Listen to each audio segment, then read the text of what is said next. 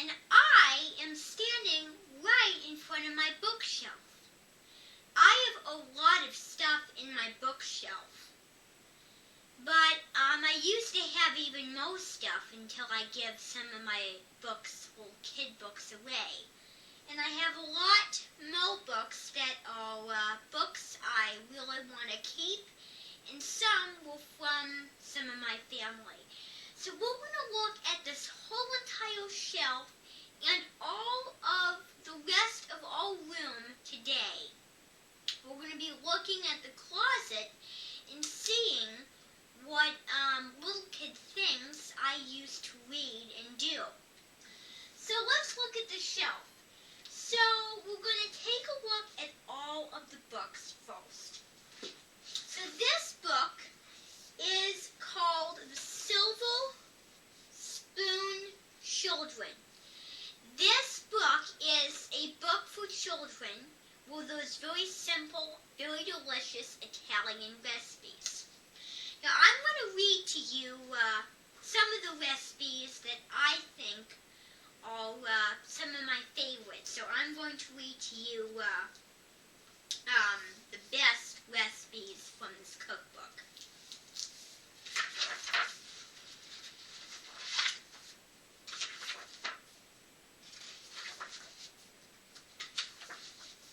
So let's see.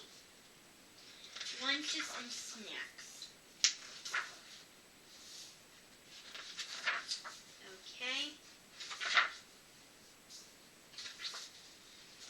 Okay, so here we are. This is something called panzanella salad. Now, panzanella salad is a great use for using stale leftover bread. Or fresh bread is good too. So this is what it looks like. Looks something like this, as you can see. And now I am going to read it to you. So these are the ingredients. 6 slices homemade or rustic bread, 2 tablespoons red wine vinegar, 4 really ripe and juicy tomatoes, freshly ground black pepper, 6 basil leaves, 3 tablespoons extra virgin olive oil, olives, chopped cucumber, red onions, or scallions. You can try adding a handful of each or any of these to the salad. So it gives you the ingredients. Now we're going to learn about the recipe. Like bruschetta, panzanella was invented as a way to use up old bread, stale bread. Nowadays, Italian cooks often like to add olives or chopped cucumber, red onion, or scallions to this traditional salad. So you might like to try adding these too. Panzanella is even tastier if you prepare it. Panzanella salad is even tastier if you prepare it a few hours before you want to eat it, so that the bread can absorb the flavor of the tomatoes. You will need firm, tasty, rustic bread with a coarse texture and really ripe tomatoes with lots of flavor. So that is about the panzanella salad. So let's kind of flip through to do other things.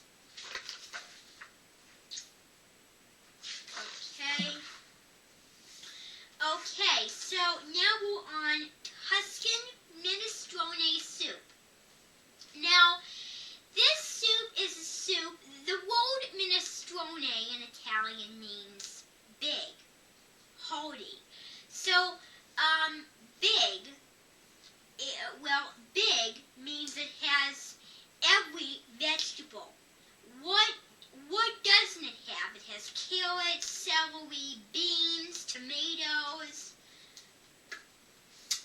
lot more. So these are the ingredients. 2 leeks, 1 carrot, 1 celery stalk, 1 zucchini, 2 sprigs fresh flat laid parsley, 2 tablespoons olive oil, plus a little extra to drizzle over the finished soup. 14-ounce canned chopped tomatoes, 1 sprig fresh rosemary, 15-ounce canned Kalani beans, drained and rinsed, 4 cups vegetable stock or water, and then in parentheses it says if you are not using fresh stock, use a good vegetable bouillon powder.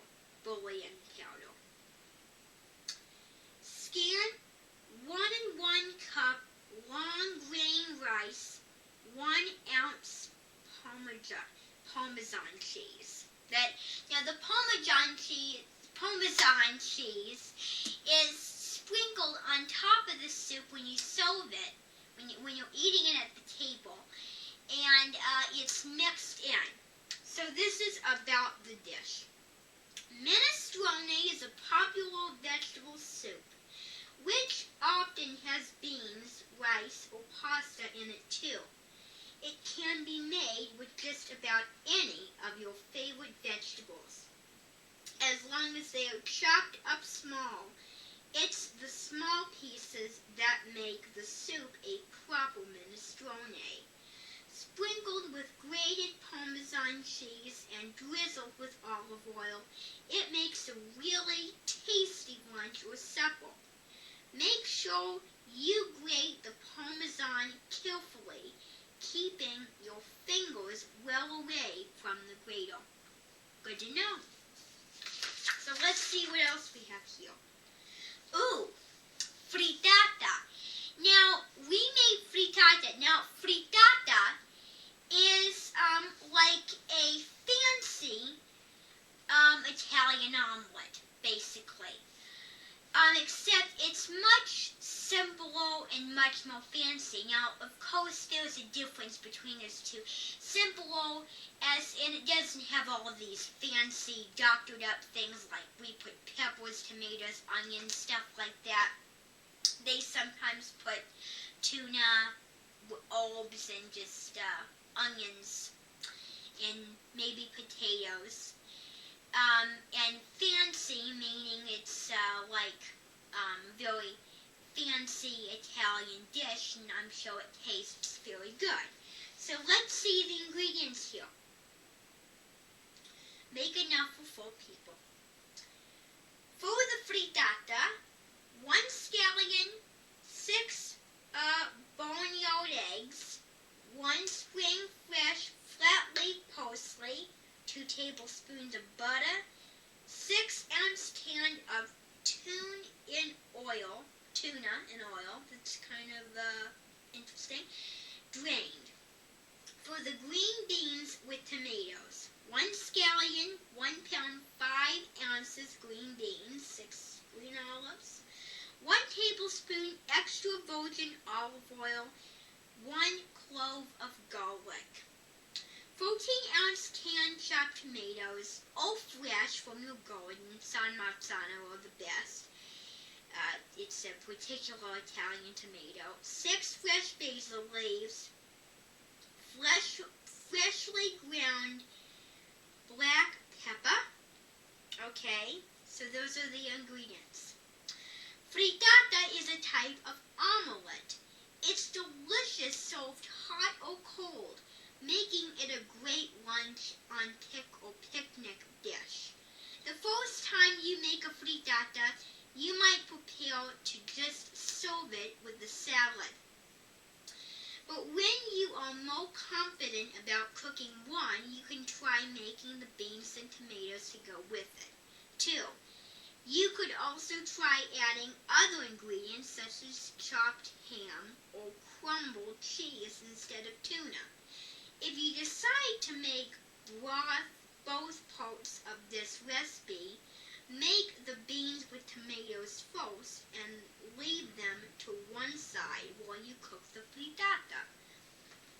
Basic basically you're making all the other ingredients, putting it aside, and adding it when it's ready to add it to the frittata. So that's frittata.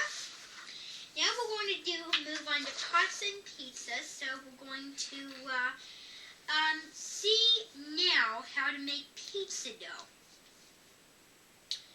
Okay, 1 cup strong bread, flour or Italian type 00 flour plus extra for dusting, 1 envelope active dried yeast, 6 tablespoons olive oil plus extra for brushing the trays to put the bread on and bake. Okay, about the dish. Pizza has been popular in Italy for hundreds of years and is now popular around the world. Since you have mastered making pizza dough, you can have fun with lots of different toppings. Look at page 39 through 37, pages through 36 through 37 for ideas. Okay, so that is all about pizza dough. It's pretty simple. Okay. Okay, so now we're going to find out how, let's see here. So we're going to find out how to make pizza napoletana. Okay, so let's look at this page first. In the year of 1889, when Italy still had a king and queen, Queen Margherita asked the chef to cook her pizza. He used ingredients that matched the Italian flag, red tomatoes, white mozzarella, and green basil. If you like, you can sprinkle some Parmesan cheese over your pizza margherita for extra flavor when it comes out of the oven. It's not strictly automatic, authentic, but it tastes good. Pizza napoletana, which was invented in Naples, Italy, is another very traditionale topping. Sausage pizza is not as traditional as those two toppings, but the sausage and pancetta, a type of cured bacon, are very tasty with the rosemary.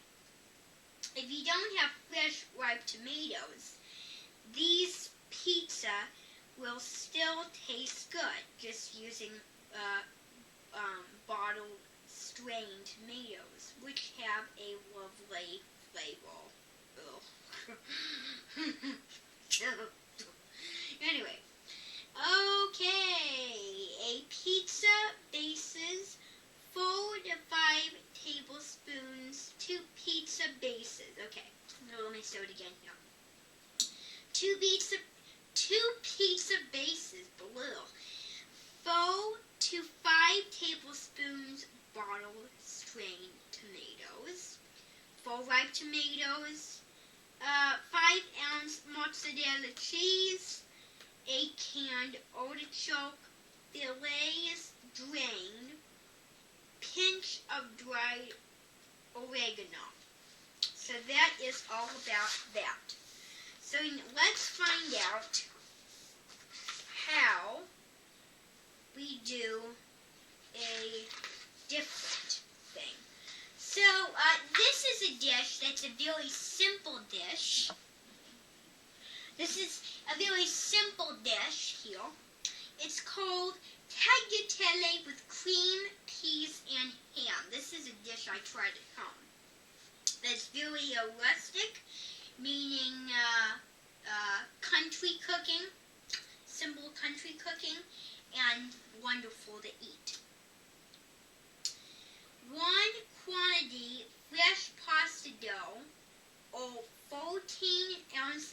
dried tagliatelle. It's a type of pasta. It's kind of like a linguine. 1 onion or 2 scallions, 1 tablespoon butter, 2 tablespoons olive oil, 1 1/4 cup shellfish peas, if frozen peas if you don't have fresh. 2 slices cooked ham, scanned 1/2 cup heavy cream, and 1/2 ounces Parmesan cheese. Okay, this is a delicious sauce for fresh homemade tagliatelle, but it's also good with dried tagliatelle. This recipe shows how Italians like to eat their pasta sauce. Just enough to coat the pasta, not a great big pile of sauce on top. If you like the flavor of garlic, olio, you could add a crushed clove of garlic with the onion in step 2. So that is tagliatelle with cream, peas, and ham. So let's move on to ravioli napoletana. Ravioli are little pasta shapes that look a bit like miniature pillows, and they can be filled with many different things. Once you practice this recipe, you can try using different fillings such as cooked pumpkin and ricotta cheese. Okay, 1 quantity tomato sauce, 2 3/4 cup Italian type 00 flour or strong bread flour, 3 extra large barnyard eggs. For the filling, scanned 1 1/2 cup ricotta cheese, and 3 1/2 ounces cooked ham. 1 sprig fresh flat leaf parsley, 1 barnyard egg, 3 1/2 ounces mozzarella cheese, and 3 2/2 ounces mozzarella cheese, and 3. That's my mistake. 3 1 ounces Parmesan cheese. So this is ravioli napoletana. We're going to do a different recipe now. That is a very good one that I'm sure that you would kind of enjoy. Main courses, it says. So now we're going to look at, let me see here.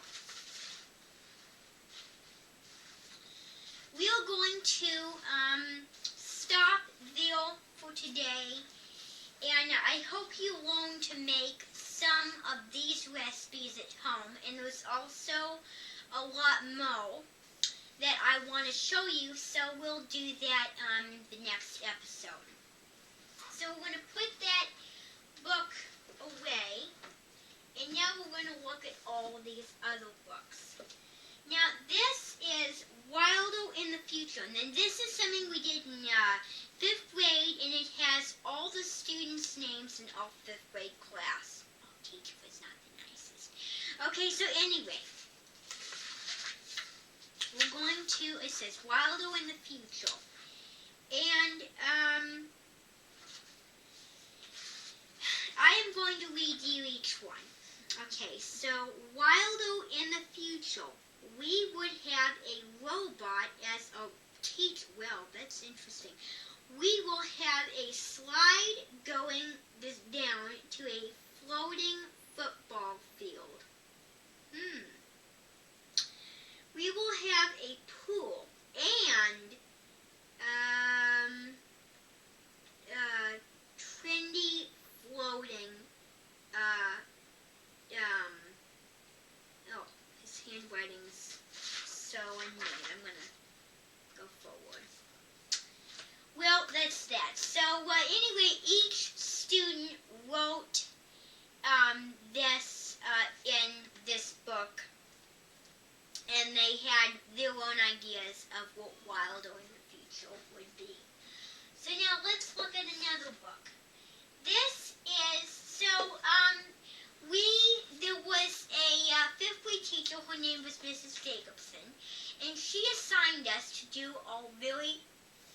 social studies project in ABC book. Now, we had to come up with things from Old County that started with the letter A, but we had to put them in sentences. So these are pictures. This is the location. We didn't do a lot of maps really in that class, but we did a lot in 6th grade. And then here is a house. Here's like a little cabin, or schoolhouse or whatnot. And then this is probably like something you would put on your head. I forget what you call that. Interesting type of bandana. And we had to send it to someone, address it to someone, and I addressed it to my Aunt Joan because I really like her. Anyways, this is, these are some places. Burleson, Danville, Metropolis, Middletown, West Burlington, and Wapello. So, we did this. A is for Augustus Cecil Dodge House. Okay. B is for Burlington, the county seat. C is for Crapo Park, where the Hawkeye log cabin is located. D is for Des Moines County Courthouse. E is for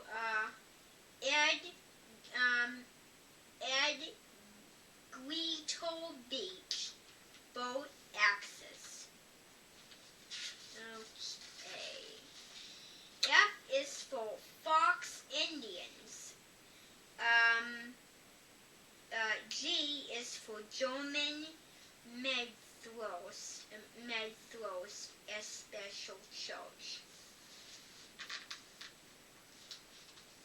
I think that's Methodist Episcopal Church. So, G is for German Methodist Episcopal Church. H is for Hawkeye Creek Bridge. I is for Hollow.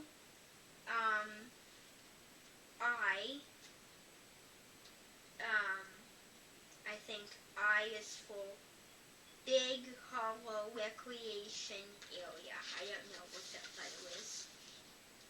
J is for John Jokel Oster, who established the American Fur Company in Burlington. K is for Kossuth and Yellow Spring Township in Des Moines County. A to Z. L is for Burlington Public Library. M is for Mississippi River, which bords Des Moines County. Interesting. N is for Mary Danville House. O is for one of the Indian tribes, the Sac. P is for the population of the county, 40, 480, and we learned about population in 6th grade. Q is for the country fair queen. She looks so modern. R is for River of the Monks, which is what Des Moines means, is kind of like monkeys. S, now this is the one that really cracks me up. S is for Skunk River, the southern border of the county. Ugh, gross, skunks! Okay, so, anyway. T is for Flight River Trail. U is for Luckinville Woods. V is for Stars Cave Nature Center. W is for where is Des Moines County located. It is located in southeast Iowa, so southeast would be this way, over there. Okay, X is for exercising on Big Hollow Lake. Y is for Snake Alley. Kind of see the Snake Alley kind of looks like a snake. And then Z is for Zion Schoolhouse. So this is that. This is, can you see what I see while you're doing the I Spy game? Well, it gives you little riddles. This book is The Real Mother Goose. It's about, it says here, well, here it says if you want to get the book, it tells what it's about here. This is a very classic book over the little engine that could. The little engine was trying to get up the hill. She thought she could do it. She had confidence, and that's quite a good thing, because if you had confidence, sometimes it actually works out. The world of John B. Lee Curtis, Laura Carrell, where I think this book is all about, oh, no. This is about the human. So this is the title. Is there really a human race? Okay. Whoops. This is about a boat or two. It's about an artist painting a boat. This book is about Martin. My brother Martin Luther King. So this story is all about Martin. Martin Luther King. Martin Luther King. So it's all about that.